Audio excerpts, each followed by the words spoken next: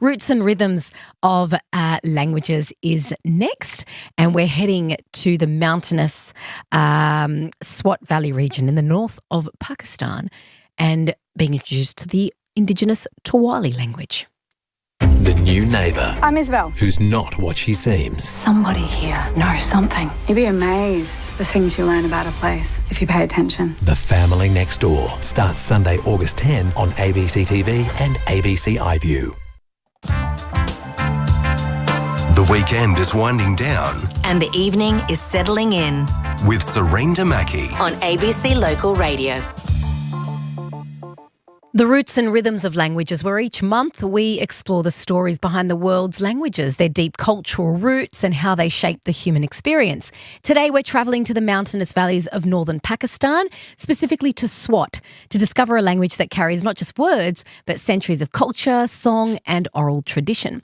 It's called Torwali, one of the many indigenous languages of Pakistan, yet one that remains largely hidden from global conversations.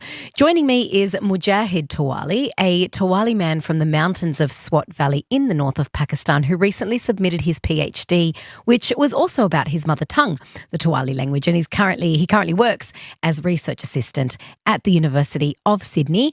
Mujahid, welcome to National Weekend Evenings. Thank you, Serene. Thank you. And I really appreciate it that, you gave me this opportunity to talk about my people. They are 15 or 16,000 kilometers away back home. And you gave me this opportunity to talk about my language. Thank you. Thank you for saying yes. The privilege is ours. Mujahid, where is Torwali spoken and who are its speakers? The Torwali language is spoken in the Swat Valley in the North Pakistan. And the people who speak this language called Torwali, but some people also call this Torwali people as Kohistani or Kohistanis. Kohistani means the people who lives in the mountains, which means the dwellers of mountains, a name given by Pashtun invaders who entered the region in the 15th and 16th centuries. But originally the people called Torwali, and the language is also called Torwali language. I couldn't help but notice that your surname is also Torwali. That's a very long story. I was going to say, is it just a coincidence? No. No, it's a long story, but I'll try to keep it short here for you. Originally, I had a single name, just Mujahid. Okay. And which became a non-stop issue for me when I started traveling overseas, and especially for these PhD purposes here in Sydney. And even once, in the JF Kennedy Airport in New York, I stopped by the immigration people that why I have this only single name, I said, look, I don't know both. This name is given by my parents, and unfortunately they are both no more and they passed away. So I don't know the reason, but I have single name. This is not only me, and back home in my region, especially the Dardic communities or the indigenous communities, mostly they have only single name, and there is no tradition of the double or 3 or 4 names. In the Arabic world, there is, but in our region, it's majority of the people, they have single name. And back home, I was working as a teacher. I tried a lot to include the second or surname to my students because I didn't want them to face the same problem what I have faced. Yeah, right. And once in the airport somewhere else, I've been called Nun because I have mentioned my last name as Nun. When there is nothing, we put yes. No, Mujahid. Yeah. So the air hostess or the person on the counter, she called me Mr. Nun, Mr. Yes. Nun. I was shocked. And, the whole thing was very embarrassing and very disturbing. And then I decided no matter what, I had to add a second name. And many people suggested different names, including Khan, which is a very famous surname. Very famous Pakistani name. Khan and some other names. But you know what? Because of my deep love and connection to my language and my community, I choose Torwali as my second name. Yeah. And the whole process took me more than 2 years. And I'm still, you won't believe it, that I'm still updating some of my documents. Oh, I believe it, Mujahid. I believe it. And I had to get a core degree to officially add the second name, you know. Wow, But okay. yeah, but just to let you know that I am the first adult Torwali person to officially add Torwali as my surname, and I Right. am very very proud of this. Yeah. Yeah. How many speakers of Torwali are there today, Mujahid? Serene, the exact number of the people, it's still a challenge to determine the exact number of the Torwali speakers. As this is because, we are not yet officially recognized by the Pakistani government as a separate group of people, and Right. they always put us in a box in the official documents called others. So that's why the exact number to figure out it's a very different. But my friends, colleagues, and community language activists, including myself, so we have done a lot of research. So and yeah, approximately there are 130 or 140,000 people. They Right. speak Torwali language, and among them, 20 to 25% they have migrated to the major cities of Pakistan in search of better life or education or job for their kids, and mainly they migrated to Karachi, Quetta, and Yes. Rawalpindi. Yeah. So then they would then speak the language. So Urdu, for instance, would come into Yeah, play. yeah, yeah. This is a challenge. Urdu, Punjabi, Punjabi, yeah. and Pashto, Yes. Pashto. Yeah, yeah, yeah. So Torwali is an endangered language. Yeah, it's a debate going on Oh, okay. back home that yeah, Torwali endanger or not, but it is it's a challenge. Like when people migrate, when people go somewhere else, or the social media, the education system, everything is in other languages. Not in Torwali. Of So course. it's a challenge. So if not today, maybe after 50 years, 60 years, there will be a threat to Torwali language. Yeah. So much of language is tied to place. How does Torwali reflect the landscape and lifestyle of the Swat Valley, Mujahid? Yeah, this is a very good question. Actually, the valley exists because of the Torwali language. When there are no Torwali people, no Torwali language, there is no Torwali valley. We have indigenous names for every single thing, including place names. But unfortunately, in the past, some of the indigenous Torwali names were replaced with Pashto and Arabic variants Right. by the Swat state, by the then Swat state, and around 19 50 60. Yeah, but when we change a single indigenous name, it means that we erase an entire history behind that name, because every single name has a history and many stories to tell. Yeah. Right. And as I was just sort of looking into just trying to gain some understanding, because the Torwali language before meeting you and coming across this language, I hadn't heard of it. And that reflection of Torwali with the landscape and lifestyle, that even the speech itself carries metaphors drawn from the natural world. Is that right? Of course, yeah, this is and this is, we are very much connected to our environment, Yeah, when we are within the Torwali country, Yes. like everything around us is Torwali, and it's very, very being Torwali. But when we are away from the Torwali land, so it means that, we don't have connections with Oh, our land okay. and culture, yeah. One thing I found fascinating is how integral music is to Torwali culture. Mujahid, can you tell us about the musical traditions that accompany the language? Yeah. I mean, like music should be music, dance, and poetry. These things should be one of the main important components of any language. And for Torwali language, we have a long history of Torwali music, dance, and poetry.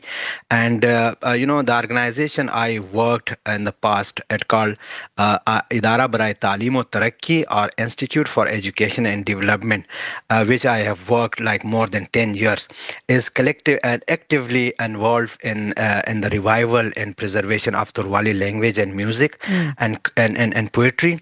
And recently, Professor Troy and I, we wrote a very good paper called Saving Torwali Music and Dance, Community-Led Performance and Public Archiving, which definitely at some point I will email you the link. And it's a lovely paper. You will get a lot out of that paper.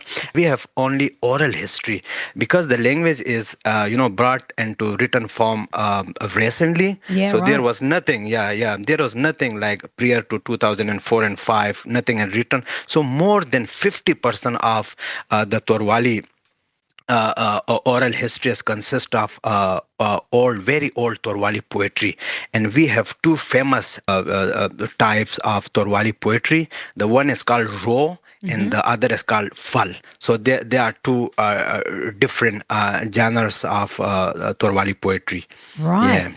If you have just joined us, you're with me, Sareen Damaki, on ABC Radio's National Weekend Evenings. I'm speaking with Mujahid Torwali, Research Assistant at the University of Sydney, for our Roots and Rhythms of Languages chat tonight. And we're talking about Mujahid's mother tongue, the Torwali language of the Swat Valley in Pakistan. More to come in just a tick when we talk about bringing it to Australia. Stay connected with Sydney. Wake up with Craig Rucastle. Yes, welcome to breakfast coming Mornings up. with Hamish McDonald. Very good morning to you. Hope you're doing well. And Drive Home with Chris Barth. Coming up here today on Drive, Sydney's a big best lineup. Hear it weekdays on 7:02 ABC Radio Sydney. Mujahid, how does a language like Torwali connect to our multiracial, multilingual and Indigenous landscape here? Do you still get a chance to speak it? Yeah, and in Australia, right? Yeah. Yeah, the biggest threat to our language is when you leave your language behind and move somewhere else, And there are 3 Torwali men here in Australia. Myself, my 12 years old son Azan Mujahid, and one of my friend Fazal Hadi. He is also doing PhD from the University of Sydney. That's it. 3 in all of Australia. Yeah, 3 Torwalis in Australia. Only 3 people, yeah. At some point, I was just by myself and then became 2, and now we are 3. Maybe more to come. Yes, hopefully. Yeah, hopefully, yeah. But I cannot feel the purity and beauty of the Torwali we speak back home, The language we speak here is not that pure, what we speak back home with our family, with our friends. This is because everything there, everything back there in the Torwali land is Torwali. It's Torwali, yeah. Yes, Torwali. When we talk to the river, when we talk to the mountain, everything has Torwali name. But here, we are surrounded by, everything here is non-Torwali, Aussie. So it is challenging to keep the language pure in the foreign country. But however, one thing I can say is that we the indigenous people around the world, because I work a lot with Jackie and other indigenous people here in Australia, the Aboriginal people. So we share many cultural practices, the indigenous people around the globe, the smoking ceremony and the yarning. So yeah, we do the same thing. We do the yarning circles. We call it jarga sometime, yarak. And jarga, when we sit in circles and resolve issues and resolve community issues. So here it's yarning, and back home we have jarga or yarak, and also the smoking ceremony. We also do smoking, like the smoke thing for our kids and stuff to keep them away from evil eyes. So the same thing is happening here. Yeah. Yeah. Now, you have provided us with a song, so I want to get a chance. I'm looking at the time as we're getting close to the news, and I want to have a chance to play a little bit of it. So just before I ask you to tell us about the song, very quickly, Mujahid, do you have a favourite word or phrase you'd like in Torwali that you can tell me about? Yeah, there are too many words and phrases, and which is my mother tongue, and I learned everything from my language. So here is a very short a couplet, a Torwali fal couplet. Nedaye gai duzar tuala, bedil kidu ka chun singara. And this ancient Torwali couplet, a man praises his beloved his beloved's beauty, saying that 2,000 Torwali people went just to see how beautifully and sharply she decorated herself. Yeah, thank you very much. No, thank you. It's gorgeous. Very tell romantic one. It is indeed. It is indeed. Tell me about this Torwali song that we're just about to hear, please, Mujahid. Yeah, it's a raw, it's an improvised raw. We kind of try to modernize it to match with the mindset of the young Torwali people. Okay. And the singer is Rahim Sabir. He is a very close friend of mine, and he is a teacher back home. And so he is the singer for the what you are going to play. Yeah. Okay. Rahim Sabir. Yeah. And then this genre is called raw, and it's the improvised version of the raw. Yeah, Beautiful. thank you. Can't Thank wait. you, Can't wait to hear it. Mujahid, thank you very much for joining us on Roots and Rhythms of Languages tonight. It's been wonderful to speak with you. Thank you for your time. Thank you very much. Thank you for having me. Thank you. That was Mujahid Torwali, Research Assistant at the University of Sydney, giving us a window into his mother tongue, the Torwali language of the Swat Valley in Pakistan. And here is Torwali Zo improvised by Rahim Sabir.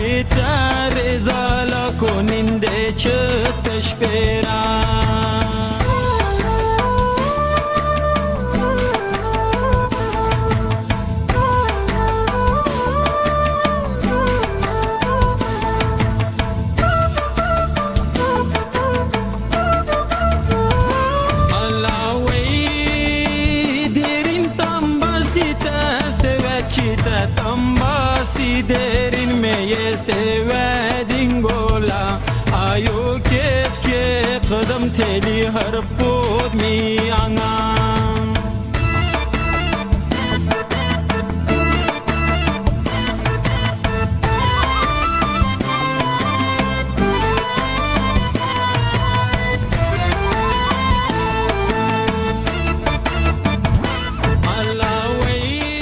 Torwali Zo by Rahim Sabir.